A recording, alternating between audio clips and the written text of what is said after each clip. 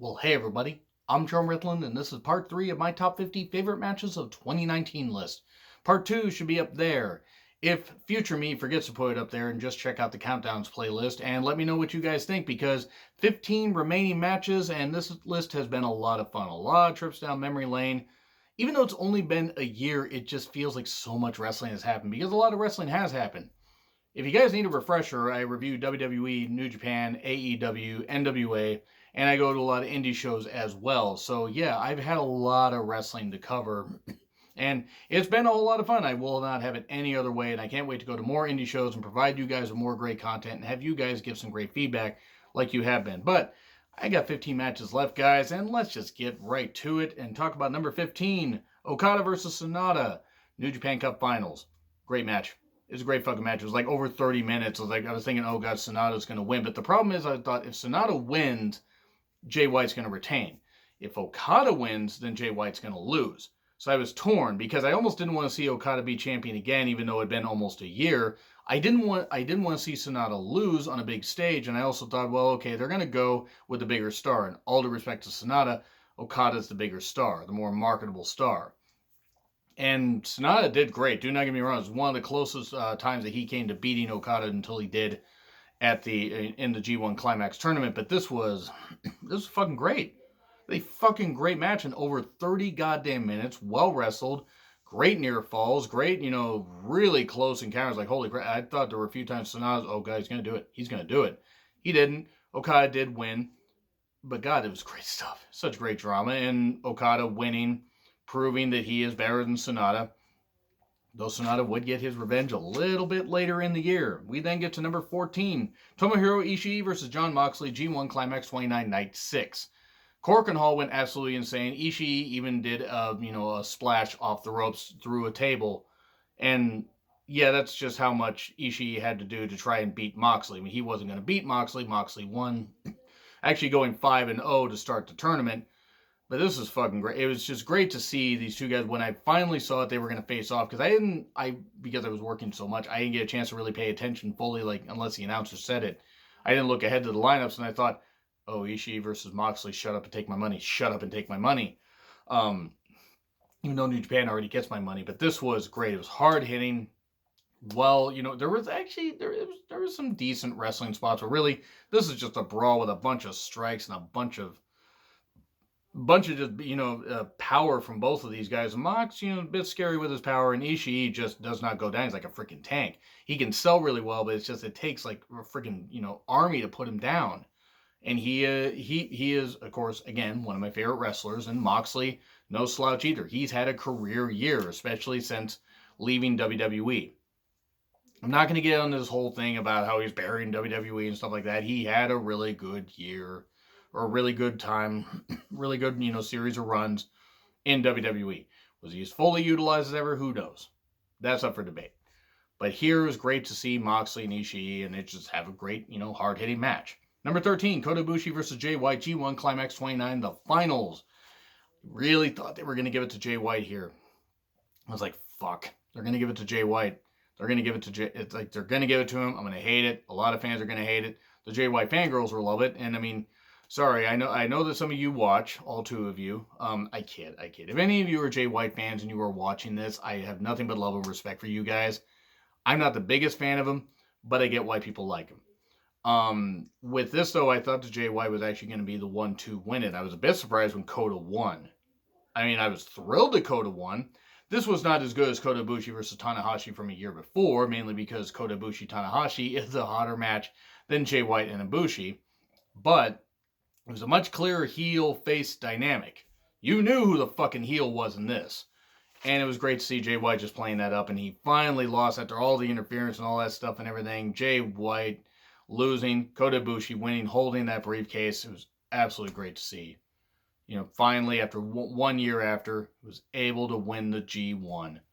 It's just wonderful to see. And wonderful that that New Japan has that much faith in him now that he's committed to them for at least a few years, but I think for the rest of his career. I'd be surprised if Kota Ibushi went anywhere else. We then get to number 12, Gargano versus Adam Cole, baby. 2 out of 3 falls match for the vacant NXT Championship at TakeOver New York. You're going to notice this is the only Adam Cole Gargano match on this list. It is not that I did not appreciate the rest of their matches. They were good matches. They were great matches in some cases. I like this one because I like the whole 2 out of 3 falls concept. When done right, and it was done right here, it can be magical and you can really build some good drama and everything. It was obviously going to go to a third fall. It wasn't that the other matches were bad. I felt the other matches, particularly the one that happened at TakeOver 25, went on way too long. And just for the sake of going long. This was like 41, 42 minutes and was so goddamn good. You had the first fall, you had the second fall, the third fall in particular was where the drama really built because you saw, okay, they're tied 1-1. Undisputed Era's interfering. No, great, Adam Cole's going to win. Nope, he doesn't. Gargano fights him off, gets the Gargano escape on Adam Cole, and I'm like, oh, they're going to interfere. Cole's going to do the Cole taps out. I'm like, legit, I was like, I was legit shy. I might have had a different expression, but I was like actually stunned. I wasn't complaining. I'm happy Gargano won, but it was odd. It was odd they waited till this point. Now, granted, had Ciampa actually been cleared, had Ciampa not had to have surgery, he probably would have won it here. And this match might have even been in my top 10. But that being said, with how much great wrestling there is to watch and how much of it I watch, weekly, I'm amazed that this match is even in the top 20 with how much great stuff I've seen. Yes, there is a lot of New Japan here. But we're going to get to the women's matches here in just a little bit, so don't worry. We're going to get right to it after number 11, Volta versus Tyler Bate NXT UK Championship TakeOver Cardiff. I almost wanted to put the tag team 3-way that was on there because it was some pretty good stuff, but I didn't. I had to pick one match. This had to be the match to go on there. And it was well done, the whole building of Tyler Bate being beaten down by Walter and then finally getting a slam on him or getting some power moves over him was a great way to make the crowd pop. It was well done. It was well wrestled. Walter's being a full-on dick heel, just marching around the ring, beating down Tyler Bate. He eventually did beat Tyler Bate, but boy, it looked like Tyler was going to get the win. He didn't. It looked like he was getting close, but he didn't get it. But it was still a very, very well wrestled match. They wanted Tyler Bate to win. They really did. He didn't, but God, they came really, really close to just exploding all over. Gross. But now we get to the top 10. And starting off at number 10, Dustin Rhodes versus Cody Rhodes. I'm calling him Cody Rhodes because he's fucking Cody Rhodes.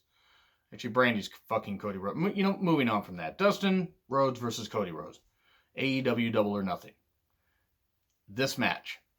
Yes, you could argue it was more about the post-match stuff, more about brother versus brother and a blood feud. And maybe the match wasn't as great as other matches, preceding it here.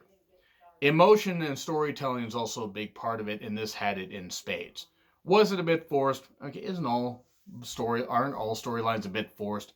This was really, really good. I really enjoyed this one. I don't understand how anybody could look at this match and not think that it's one of the best matches of the year. If it's not in your top 10, that's totally fine. You guys have a right to your opinion. But I just absolutely love this, and it was great to just see Dustin, in the best shape he'd been in quite a while. DDP Yoga had worked wonders, and you could tell after some surgeries and after just, eating right and taking care of himself, good Lord, the guy's in as great a shape as he's ever been. I would argue he's in as great a shape as he was in, say, 96, 97. And even then, I think that he might have had some weight issues, and he wasn't even fat. The whole point is, he is a freaking, medical marvel, and it's just great to see that him and Cody were able to have this great stage, this big stage, and just have this great match and this blood feud, and the blood dripping from Dustin's face, and Dustin did lose, and then the whole promo, Cody, I don't need a partner, I don't need a friend, I need my older brother. I don't mean to rush through it, I just can't do the emotion justice. That is a big reason why it is on here this high.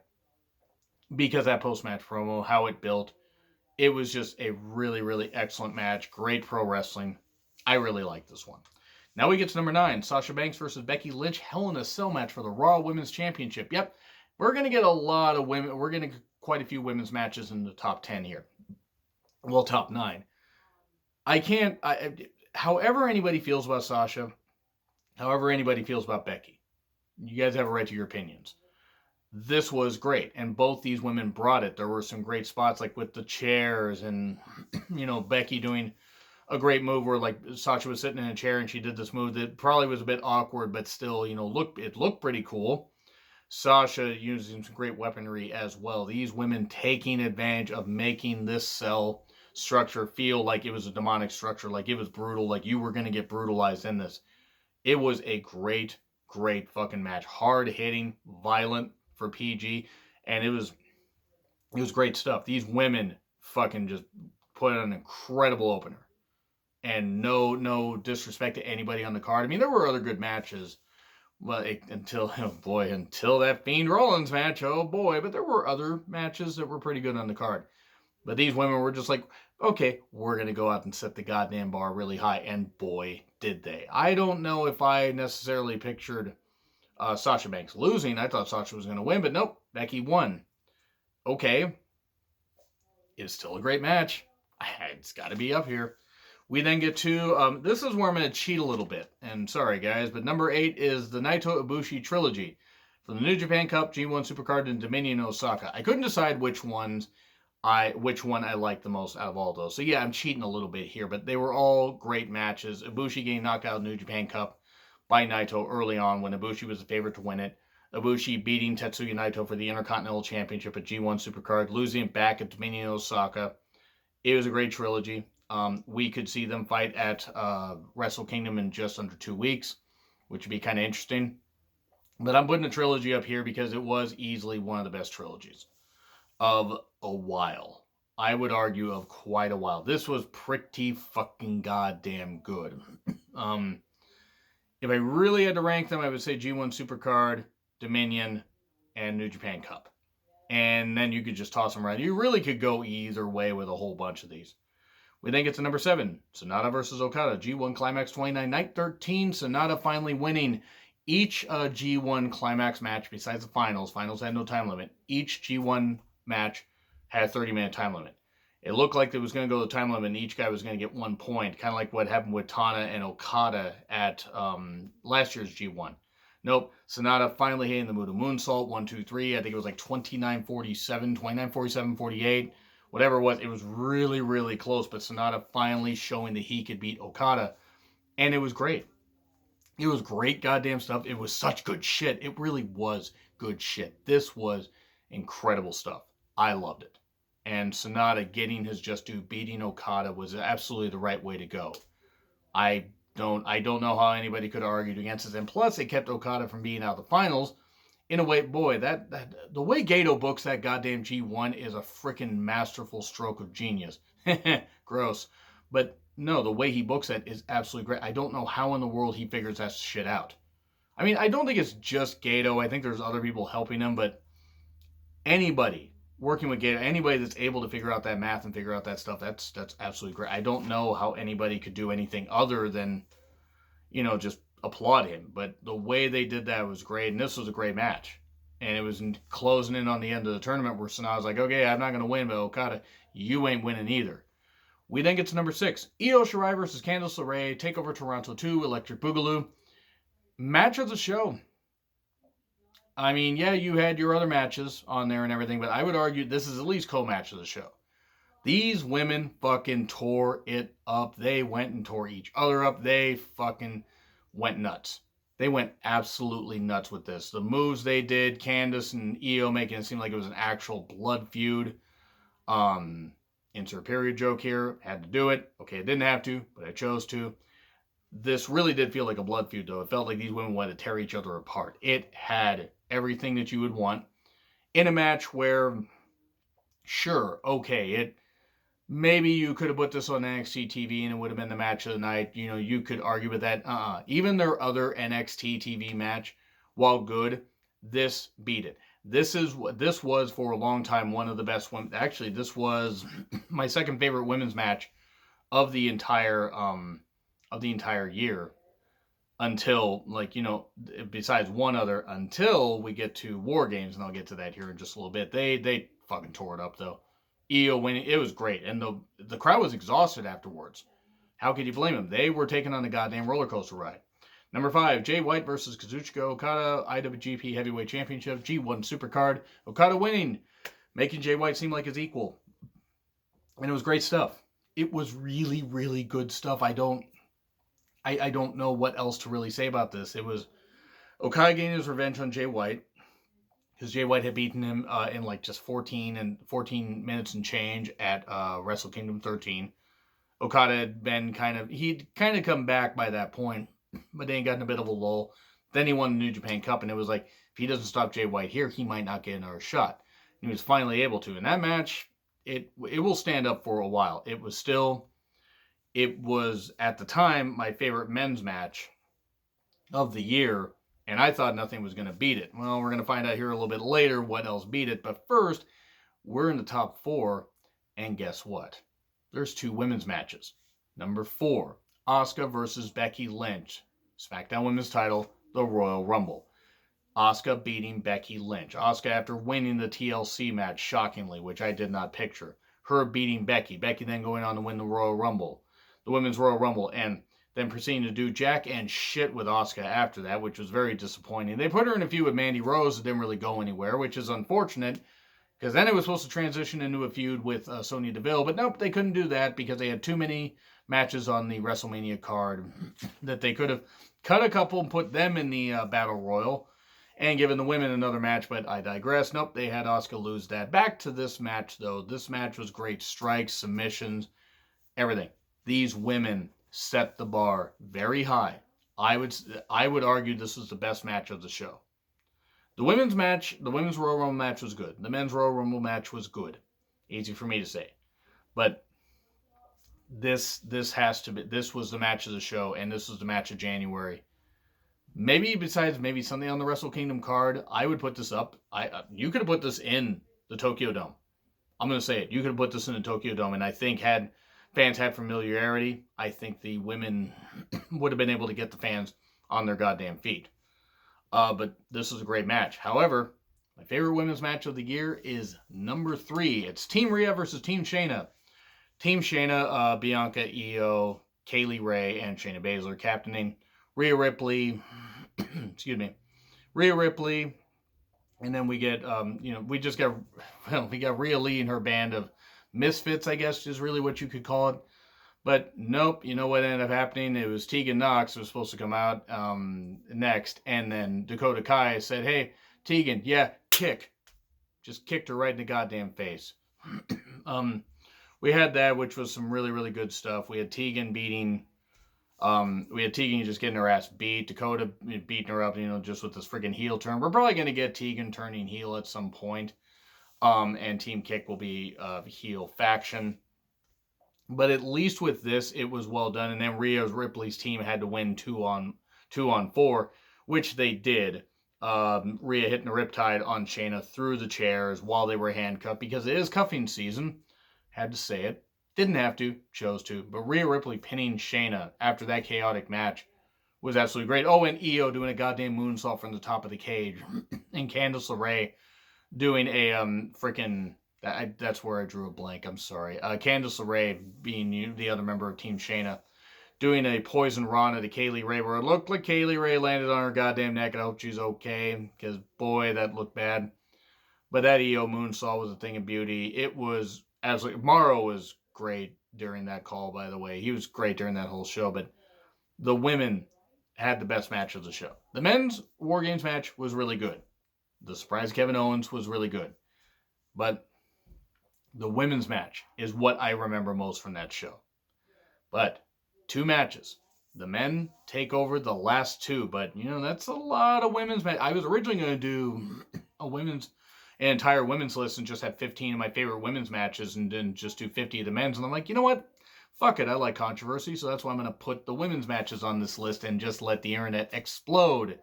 But also because the women deserve their just due, because there were some goddamn incredible matches. Now, number 2, Will Osprey versus the Amazing Red, Super J Cup in Tacoma. I was there live, so maybe I'm a little biased. Except this match was well received by everybody that saw it on New Japan World when it was on VOD. They have it on their YouTube channel. Fucking check it out. Will Osprey versus Amazing Red. Amazing Red in his, just coming out of retirement recently after retiring earlier in the year. Got to see Amazing Red again at the Pine Northwest Wrestling Show a little bit later in the year. I think it was October or November. No, it was something like that. I think it was October. The whole point of this is watching Amazing Red and Will Ospreay just going out there and just tearing it up, and just the respect the crowd was giving both men. Will Ospreay knew that the crowd was going to cheer Red more because he decided to play the heel. Now afterwards, Will Ospreay even broke down. He was like, "It is a crime that your name is not on this IWGP Junior Heavyweight Championship, nameplate. It's just a crime that you're not listed among these great, these great champions." And I'm hopeful that Amazing Red can have a bit of a renaissance, if you will. I'm sorry for that. Hopefully he can actually have a career renaissance, though, in all seriousness, and make sure that he leaves his legacy sewn up even better. Now, because he had some freaking incredible matches for years and years, but his body broke down. He just eventually had to quit. But then he kind of got coaxed out. I don't want to say coaxed out of retirement, but it's like he's had some really good matches since. Meeting the guy, by the way, really nice guy. Did a great photo op at Defy. If you get a chance to meet Red at any of the shows you're going to, if he's there, say hi to him and just give him thanks to how great, how innovative he's been for years and years, and still continues to be innovative despite all the injuries and despite the miles on his body. But that's number one. Or number two, rather. Number one is another Will Ospreay match. It's Will Ospreay versus Shingo Takagi, Best of Super Juniors Finals, because of course it fucking is. This match had the most surprising result because I thought Shingo was going to win. I'm like, Shingo's going to win. He's going to stay in the juniors. He's going to win the championship, and he's going to go on a long goddamn run and then eventually get out of the heavyweight division. Nope, I was wrong. Will Ospreay slayed the Dragon and beat him. The Dragon, Last of the Dragon. That's what they call one of his finishers.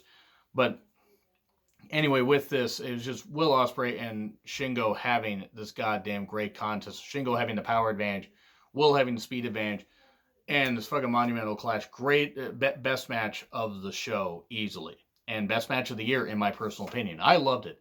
I'm tired, guys, so I'm going to end this list right here. But let me know what you guys thought of this list in the comments below. Like, share, subscribe, Twitter handle in the description. I'm John Ritland, and I will see you soon.